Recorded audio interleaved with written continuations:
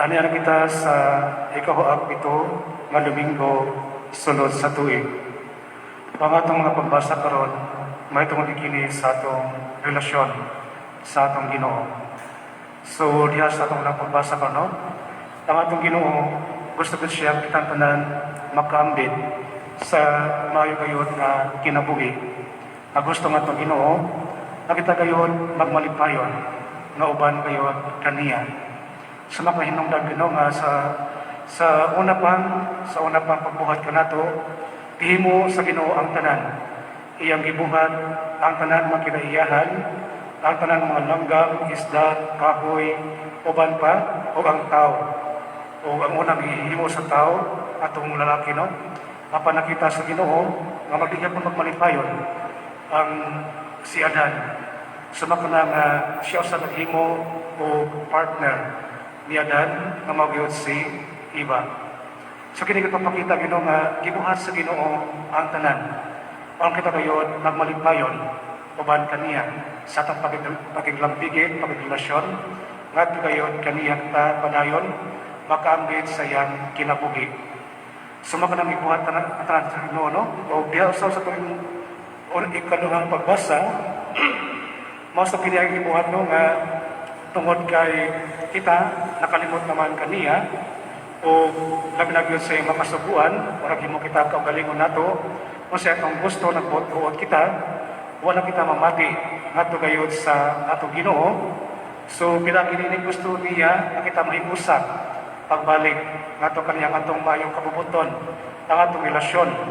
Sunod ka na itong hinungdan nga ang iyang buktong anak mismo nga bisan nga siya nagpakaubos na naisama kayo kinato. Para kita maisama, mahibalik, o kita mahimong angayan ang mahimong anak sa Diyos. So magipagpalit pamlandungan nyo kay kitang mga tao, ang hinaling kamot, na kitang tanang gayon, dili may mulat kaniya. Iyang ibuhat ang tanan, ang kitang padayon na may usat, nga dagayot kaniya. Apan kita gayon, mubuhok. Sumakanasam ng adiyas na Ebanghelyo karon, mo sa pinapapakita nga ang tinguhagi sa itong Ginoo, ilablag niya sa sakramento sa Kaminyoon, nga mga pangasawa, dili pwede nga bulagon.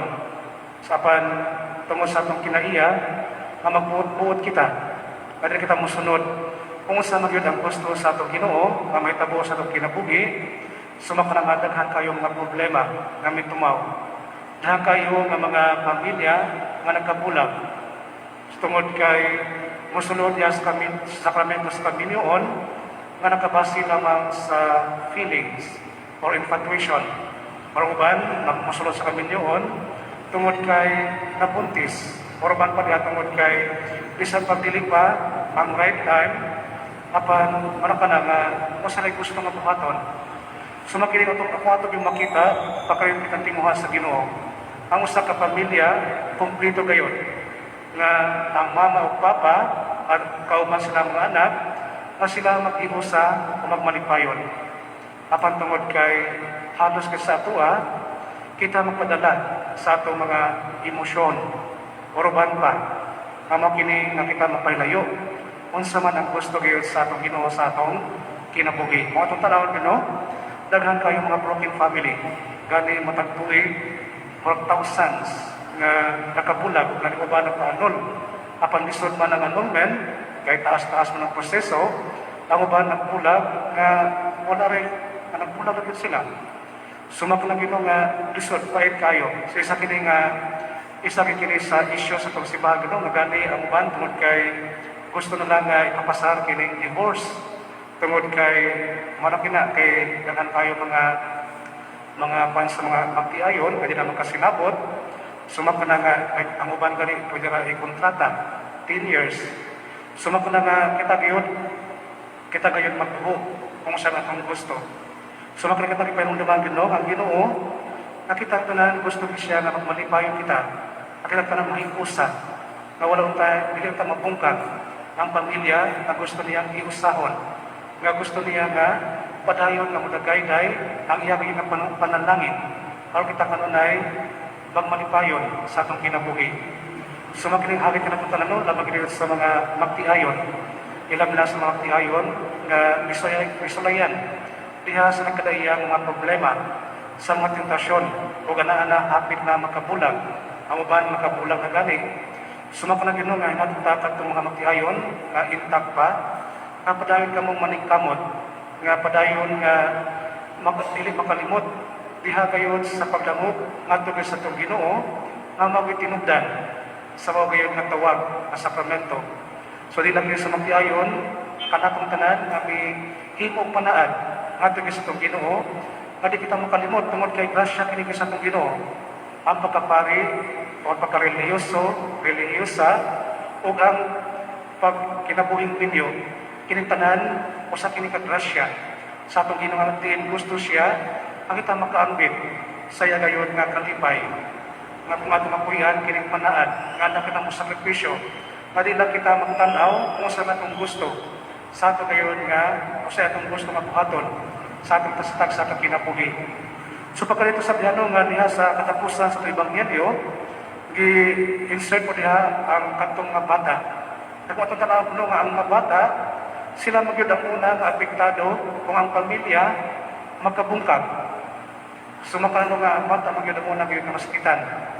So ipasa sa tinano nga ang bata kung ang mga mama o papa makabaton sa kinayan ng mga bata nga kung adunay mga panagbingkil nga naunta ang pagpasaylo o naunta pagka-simplicity o kanausap ang kanang total dependence nga musalig ila sa kaugalingon kung dili gayon ngadto sa itong Ginoo sama sa mga bata apan halos sa ato na kumudak na kita murag di na kita matuo nga kung sa itong gusto nga itong buhaton mga matuman so pagkanit mo mapabilin ka nato kanang pagkamasaligon sa bata nga diin kita kanunay mulang mo ngadto gayon sa atong Ginoo. So itong nunaan kanunay no nga diha sa pamilya kung adunay mga conflict so nunaan kanunay nga ang unang milagro nga gihimo sa Ginoo nahitabo dito sa kasal sa Cana. So makapagkanilog no nga inapunta nga ang Ginoo mo tay makasentro diha sa inyong kinabuhi kay siya kinamupuno kung unsa man ang inyong mga panginahanglan kung sa may kulang sa matapusa. Sa matapusa ka na ito, ano na kita yung matapulangon. Maka na kita magpaubos. Nga muhangyo kita ito sa itong Ginoo. Na kita iyang tabangan, na kita makabarog. Nga rin kita mapadayon kita, nga tumupuyan, ang ato gayon mga panaad, sa ato gayon na kinabuhi. Sumakinig ito nga natin sa mga pamilya, o kung ato managing panaad sa itong kinabuhi, hindi kita makalimot. Nga gayon sa itong Ginoo, kayo sa kinikagrasya, sa kinikapanalangin.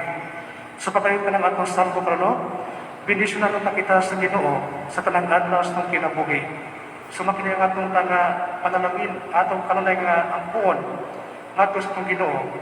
Napadayon kita, nga mudangot, nga ito kaniya, bilab na kita na mga problema, mga krisis, nga atong masinati, diha sa atong mga gihimo nga panaad, sa atong kinabuhi.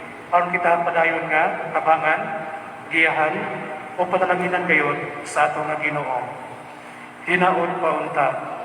Palihog manindo kitang tanan o ato ipadayag ang atong pagtuo kitang tanan